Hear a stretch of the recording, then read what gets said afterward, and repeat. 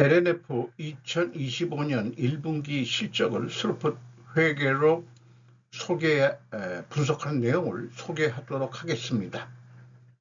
매출은 42.6% 감소했고 영업손실이 28.3% 감소해서 영업손실이 좀 개선이 됐습니다. 가공비 배부 재고 자산 회전율은 1.5회전으로 나타나고 분석 결과 여전히 재고 자산 매출 원가 회계 불투명하다고 말씀드리겠습니다.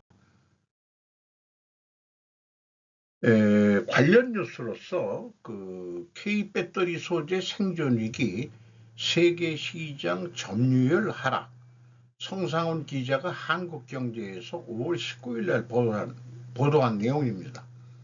막대한 정부 보조금 받는 중국 업체들, 값싼 전기료 인건비 힘입어 투자 확대, 한국 기업들보다 가격 20 내지 30% 저렴, 넘사벽 가성비로 세계시장 싹쓸이, 국내 분리막 업체 지난해 점유율 반토막, 양극재 전해액 응급제도 확 쪼그라들어 매출 1천억 넘는 15개 기업 중 9곳이 적자다. 생산 구매 보조금, 투자세액 공제 등 배터리 소재 살림 정책 더 늦출 수 없다. 이렇게 뉴스를 냈습니다. 또 다른 뉴스는 피노라는 또 관련 회사가 LNF와 34억 규모 전구체 공급계약 체결했다는 뉴스 보도가 나왔습니다. 죄송합니다. 배요한 기자가 UCC에서 이것도 5월 19일 날 보도한 내용입니다. 피노는 LNF와 33억 9,626만 원 규모의 NCM 전구체 공급 계약을 체결했다고 19일 공시했답니다. 여기는 이런 거를 만든다는 게 아니고 이런 전기 배터리 만드는 소재들을 만드는 건데 이 NCM이라는 게 LFP인가 그거하고 다르게 니켈, 그 다음에 코발트, 망간 이런 소재로 만드는 건데 이 피노라는 데가 좀 더 중소 소형인데 중국계 자본인 것 같습니다. 일단 원가회계 손익으로서요 매출이 3,644억 원으로 42.6%가 줄었습니다. 가공비 배부 재고 자산은 8.4%가 근데 거꾸로 증가했어요. 바람직하지 않습니다. 매출이 감소했는데 매출 총이익 1,202억 원이 적자입니다. 그리고 판매 관리비는 3%뿐이 줄이질 못해서 영업 손실 1,397억 원으로서 전년도보다 31.5%가 개선이 된 것으로 이렇게 나타납니다. 매출액이 감소했음에도 가공비 배부 재고 자산이 다시 증가한 것은 매우 바람직하지 않은 결과입니다. 영업 손실이 개선된 것은 재고 증가가 한몫했을 것입니다. 왜냐하면 재고의 증가는 매출 원가의 감소로 나타나기 때문이죠. 슬롯 회계로 분석한 결과는 매출에 비례하는 매출 재료비가 4,324억 원으로 매출액보다 높습니다. 3.1% 감소했습니다만은 마이너스 0.5%이기 때문에 매출 감소율하고의 갭이 원재료 가격이 하락했다라고 1차 추론을 해볼 수 있겠고요. 슬롯 상으로 679억 원 슬롯 마이너스입니다. 그리고 운영 경비가 1.4% 증가해가지고 TOE 생산성은 0.91로서 좀 개선이 됐어요. 0.79포인트나 크게 개선이 됐습니다. 슬롯 영업손실은 1,424억 원으로 원가회계 영업손실보다 26억 2,900만 원이 더 손실이 났습니다. 이것은 가공비 배부 재고 자산이 1분기에 더 증가했기 때문입니다.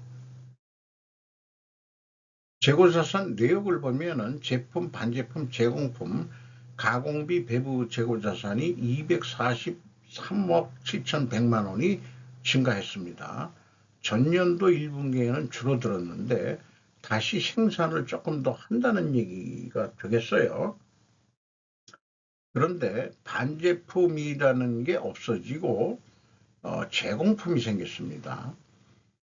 전에는 이게 그 제공품은 별로 없고 반제품으로 있었는데 이 반제품이라는 것은 판매가 가능한 상태를 반제품이라고 하거든요. 그게 어떤 개정 과목을 좀 변경한 것 같습니다.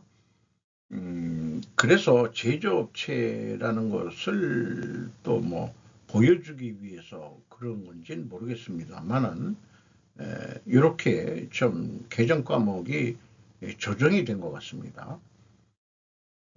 제품 재고가 증가한 것은 공장 생산 인력을 늘릴 수 없어서 돌린 것인가?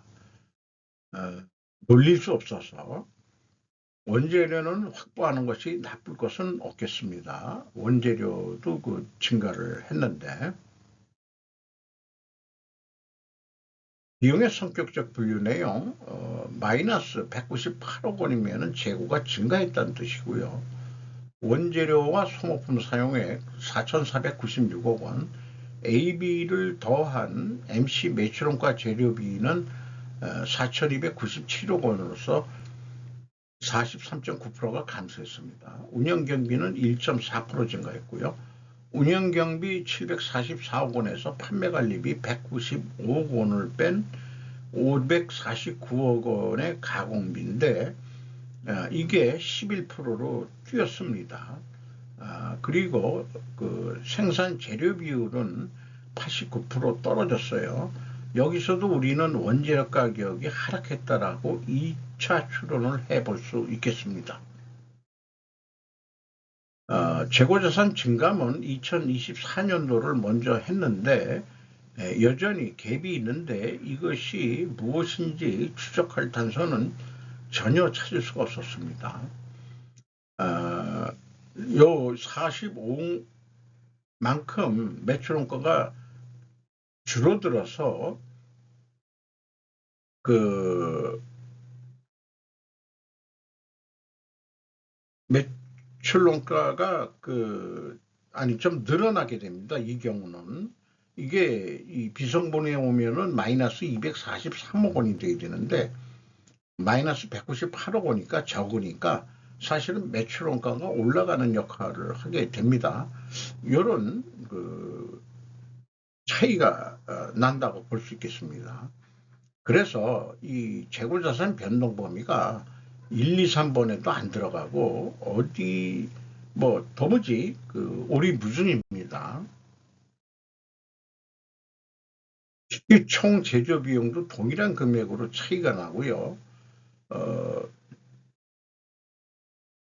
현금흐름 기준 전체 재고자산은 맞기는 합니다만은 이걸 현금식으로 읽어보면은 현금이 995억 원이 나갔으면 재고가 995억 원이 증가해야 되는데 248억 원뿐이 증가를 안 했어요. 그러면은 747억 원의 현금이 어디로 날아갔느냐라고 묻게 되면은 재고자산 평가 손실로 747억 원이나 잡혔습니다.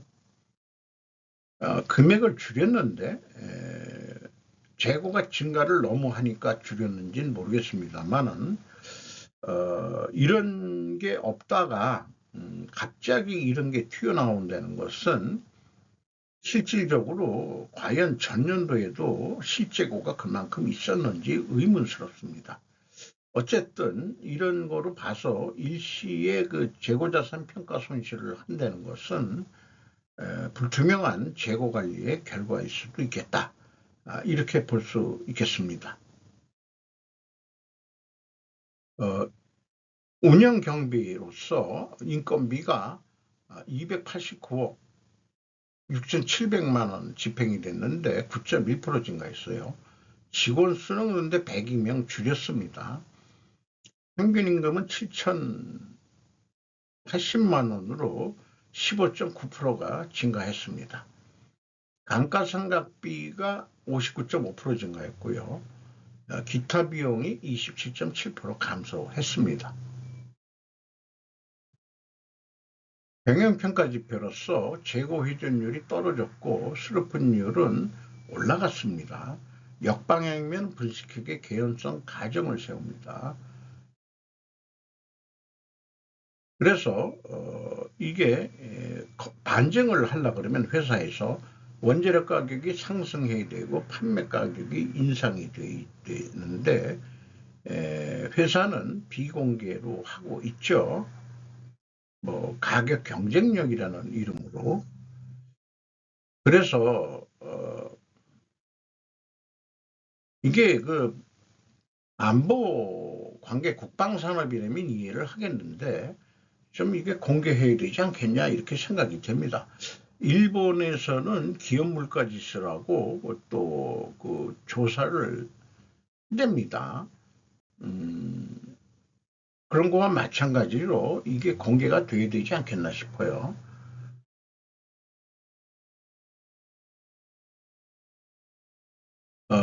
그래서 분석의 한계가 있는데 검증은 불가능합니다.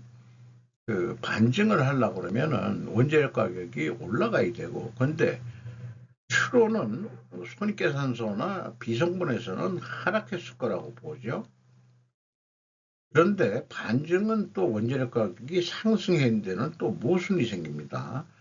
이래저래 불투명하다라고 얘기할 수밖에 없겠습니다.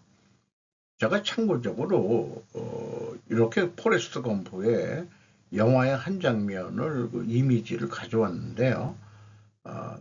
우리나라 수준에서는 원재료 가격 추이 발표나 판매 가격 추이 발표의 그 데이터의 신뢰성을 이제는 좀 제가 신뢰하기가 어렵다 이렇게 보기 때문에 요 반증이나 입증이나 반증 추론까지만 추론을 하고 그 검증하는 것은 생략해야 될 것 같습니다.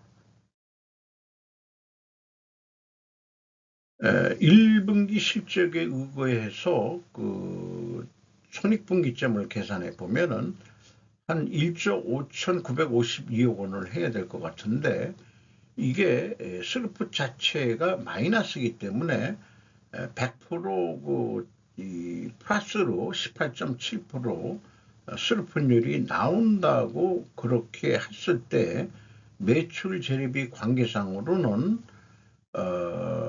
2조 1천억 가까이는 해야 된다 하는 그런 논리가 나오게 됩니다. 슬프 자체가 슬픈율이 마이너스일 때 그 이런 그 상황이 나오게 되네요. 그렇습니다. 그래서 이걸 납품 단가라고 한다면은 210만 원 톤당 뭐 어쨌든 그래도 91,575원이 적자입니다. 그래서 그 흑자를 내려면은 6.2회전이 예상이 되는데 10회전으로 아주 강하게 드라이브를 걸어서 이렇게 매출을 할 수 있을랬는지 모르지만은 거의 3조 4천억 원은 해야 그때야 한 80억 정도 이익이 나는 정도로 그렇게밖에는 안 될 것 같습니다. 그리고 그 2025년 원재료 가격 하락에 따라 손익분기점 예측이 변동이 됐습니다. 작년도의 그 실적에 따라서 2025년도 전망이 3조 원 했었고 재료비 관계상으로는 3조 5천억 그래서 그 3조 5천억으로 생각을 해봤었는데 1분기 실적을 감안하면은 이 2조 2천억 정도 하면은 좀 개선이 됐기 때문에 손익분기점은 2조 2천억이면은 이제 될 수 있겠다라고 그 큰 변화가 일어났습니다. 재고가 증가했기 때문에 원가회계 영업이익보다 이익이 감소하게 되어 있고요. 판매예가는 원가회계보다 낮게 나오게 되어 있는데 손익분기점을 하기 때문에 예가가 높게 나왔습니다. 그 스르프 쪽이. 그것은 그 특별원인은 손익분기점을 산출하기 때문에 그렇게 나왔다라고 보시면 되겠습니다. EAT 세후 현금 순이익 260억 원 적자가 되겠습니다. 두 번째, 영업활동으로 전체 유입된 돈은 297억 원입니다만은 FEM 최종 유출 돈이 737억 원이 유출이 됐습니다. 거기에 많은 부분이 들어간 것은 캐펙스 자본적 지출에 345억 원이 또 지출이 된 게 큰 몫을 차지하겠습니다. 그리고 그 잉여 현금 흐름으로서 그 채권자한테 추가로 849억 원을 추가로 차입을 해서 이자 부채 레버리지율은 74.6%까지 올라갔어요. 이러면은 이제 뭐 자기 그 경영권은 25%뿐이 안 남았다는 얘기죠. 그럼 채권자가 이제 그 경영권을 갖게 된다는 얘기인데 아무래도 그 어디에 매각하려고 하지 않을까 그렇게 예상이 들어갑니다. 근데 그 중에는 부채에 전환사채가 있기 때문에 그 전환사채를 가지고 있는 쪽에서 자본으로 전환을 해줄지 그거 뭐 그런 관계는 계약이 어떻게 됐는지 모르겠습니다만은 좀 자본 쪽으로도 많이 지금 흔들릴 것 같습니다. 이상 그 LNF 그 1분기 실적을 슬럼프 퇴계로 분석했습니다.